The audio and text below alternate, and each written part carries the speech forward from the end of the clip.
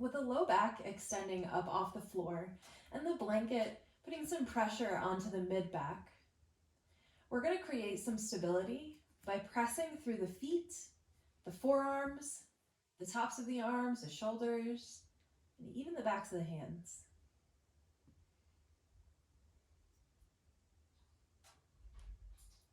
Keep your gaze straight ahead with your chin tight, slightly tucked towards the chest, and then look up, lift the gaze up to the corner of the ceiling so that the chin lifts slightly away from the chest. Take a nice big deep inhale, feel the rib cage and the chest expand. And as you exhale, reaffirm the back of the skull and retuck the chin towards the chest. And now we'll see with some firm pressure happening through the feet, the arms, and the hands, if we can create some smooth, even breathing. Generally, we breathe into the upper chest cavity, the throat. So as we breathe in and out, try to find some flow in the breath, some natural breathing where you feel the rib cage expand. And then as you soften and the diaphragm contracts, we can softly direct our rib cage down towards our hip points.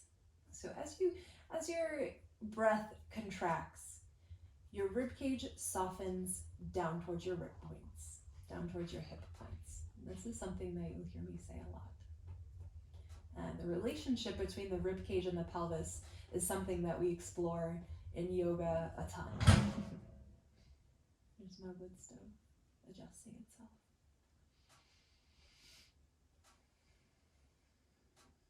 So maybe cultivating some smooth, even breathing that is more focused on the belly, the back body, the diaphragm, the back of the heart.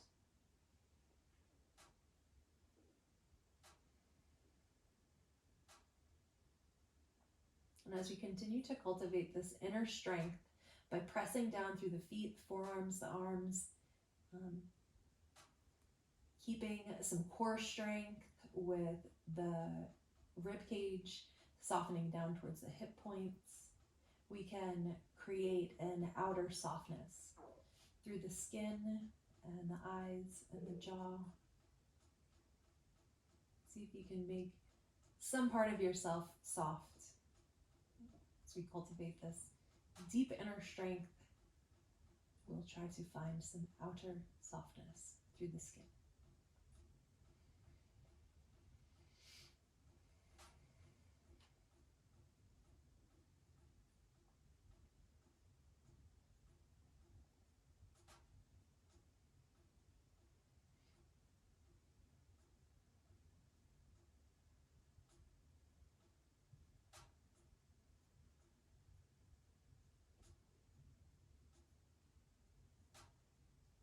And now press down through the feet, so much so that you feel the tailbone, the low back lengthen slightly, and you feel the mid-back press more deeply into the blanket.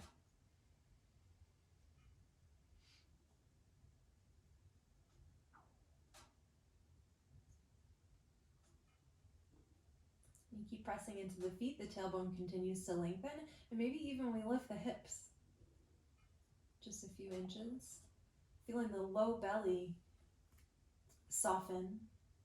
You can pull that low belly up and back towards the spine to create some more core strength engagement.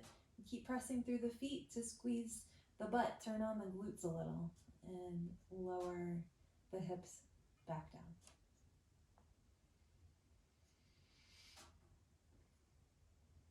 Just a few more like this, pressing down through the feet, scooping the tailbone, lengthening the tailbone, and lifting the hips up just a couple of inches. Finding that deep breath in the back of the diaphragm, the back of the rib cage, lowering the hips back down. One more just like this. Keep pressing through the shoulder blades, the arms, the feet. And lift the pelvis ever so slightly. Feel the low belly pull up and in. Firm the low belly, firm the outer thighs and the glutes, and slowly lower down.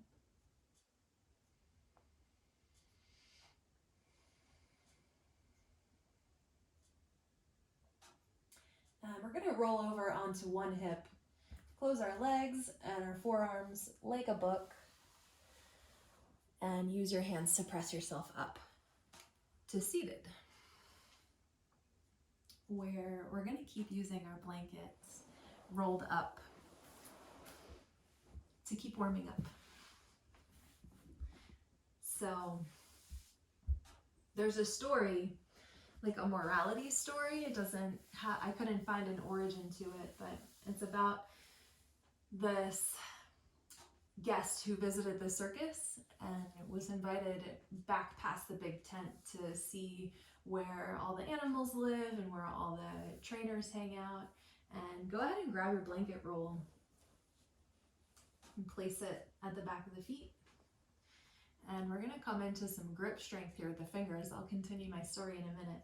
So really use the fingers to grab the fibers of this blanket.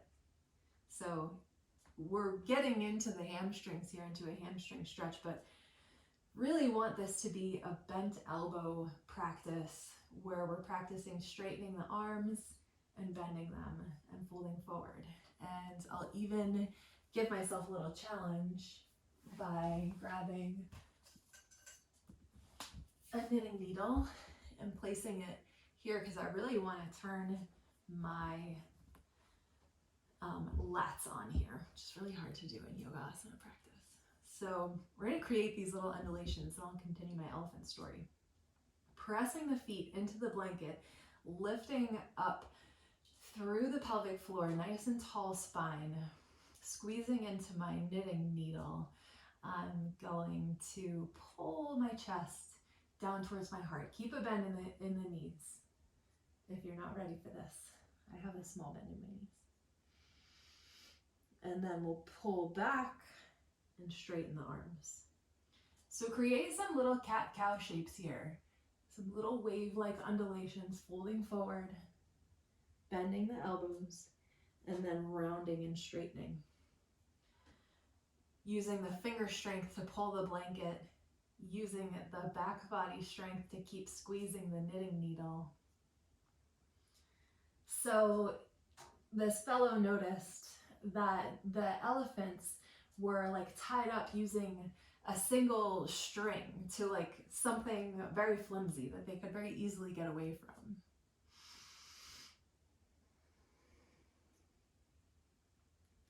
And so he asked one of the, I dropped my knitting needle. And so he asked the elephant trainer, why don't the elephants try to escape? And the elephant trainer explained that from a very young age, they place this string around their feet when they're not strong enough to break the string yet or the rope. And starting to get into that spine and that core strength, that they try to escape when they're little, but they're not strong enough. So eventually they just stop trying. It's so hard. Last night I was able to do it with a longer pen. So this reminds me of human conditioning. Yoga has a lot to do with changing patterns, moving energy throughout the body, repatterning our karmic bonds, things like this. And it can be really hard to start a new hobby. Let's bring the blanket to the tops of the thighs, and we're going to keep the left leg straight and bend the right knee in. So it's really hard to start a new habit or to change a pattern, and it seems like kind of cheesy advice, but at the very beginning, sometimes you just have to like pick up a foot and try. Seems really simple, but any pattern, any change that's ever been made was just somebody saying, I want to try it out. So we're going to be like that elephant. We're going to pick up our feet.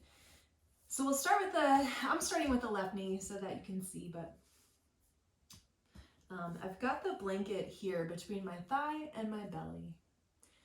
And I'm going to use this compression to remind me to keep my thigh pulling in towards my belly and keep my spine up nice and tall. And I'm really drilling my heel into the mat here and pressing it away. And now I'm going to let my toes go with it and place the foot flat on the mat and bring the toes in and away and in and away a few more times.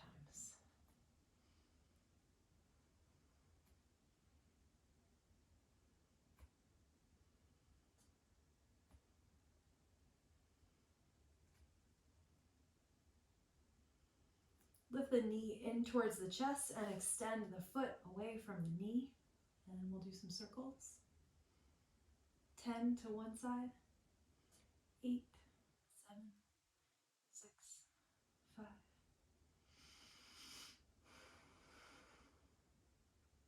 Point the toe and let it kiss the ground for 10, 9. Keep pulling the thigh in towards the belly. 6,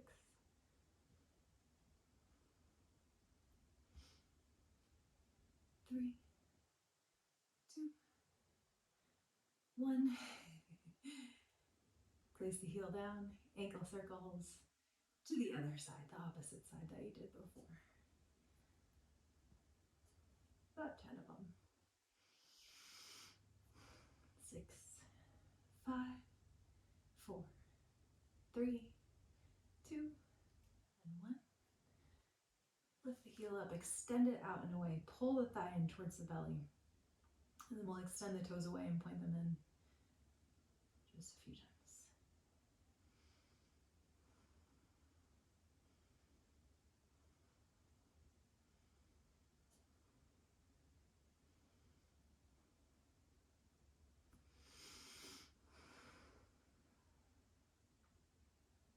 Pull the belly, pull the thigh in towards the belly and start to rock back.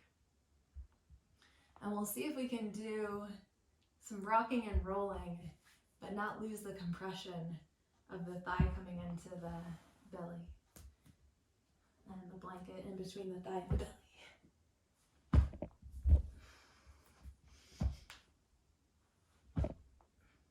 It's a little bit more of a focused style of rocking and rolling. Unfurl the left extended leg, place the blanket at the bottoms of the feet, and we'll do some more Paschimottanasana undulations.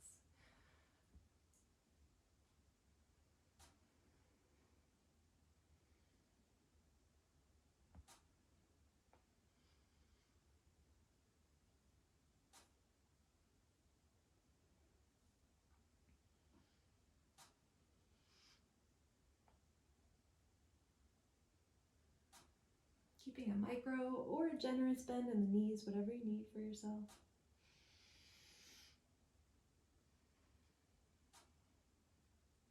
And just creating waves with the spine, the breath cues, the ins and outs, the ups and downs. We're just creating some undulations, some flossing, some movement through the rib cage. Like a seated cat-cow.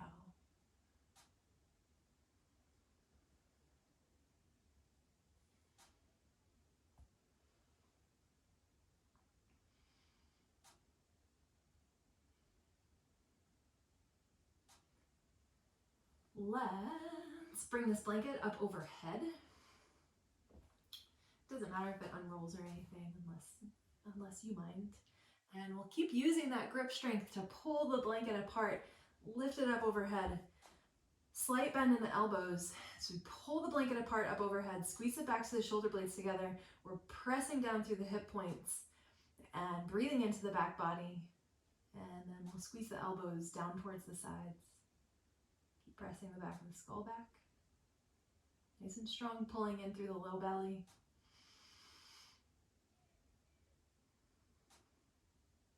Lift up. Fold forward. Just as you fold forward, lift up. Exhale, cactus. Inhale, lift. Exhale, fold. 3 more.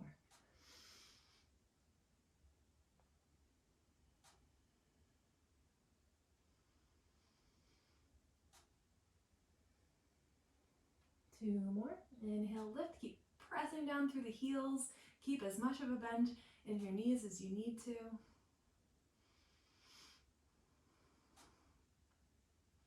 Last one, leaning forward, leaning forward, leaning forward, just as we're about to release the blanket. Oh no, we'll lift it back up. Squeeze the elbow tips down towards the side body. Inhale, lift up. Let's get that right leg. So we'll bend the right knee this time. Keep the left leg extended. Press that heel into the mat and press the foot away from you. If you're going to drag it away, lift the spine up and out of the pelvic floor nice and tall, and keep squeezing the thigh into the belly.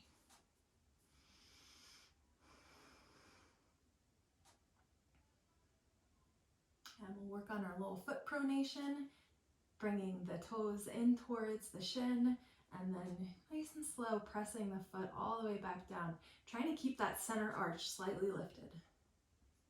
Press the foot all the way back down, except for that little center arch.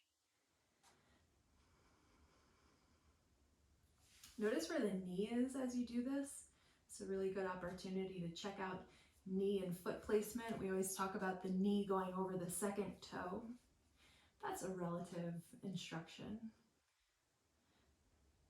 based on an average body, so you adjust to however your body is. And then we'll pull the thigh up and in towards the belly, extend the foot away from the knee, and we'll roll the ankle 10 times out to the right.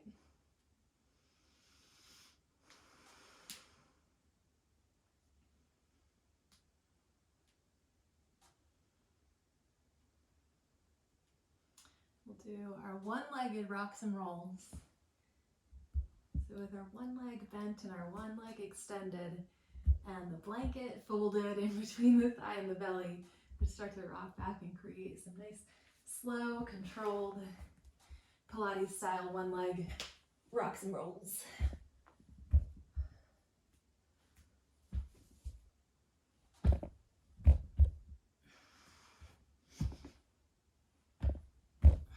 Heel comes down, circles to the other side.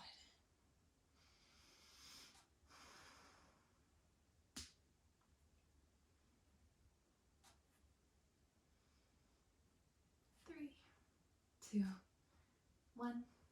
Lift that foot up. Foot extending away from the knee, pulling up and out through the spine, nice and tall through the crown of the head. And we'll just kiss the toes to the floor, pulling the thigh in towards the belly. 10, 7, 6, 5, 4, 3, 2, and 1. Bend both knees.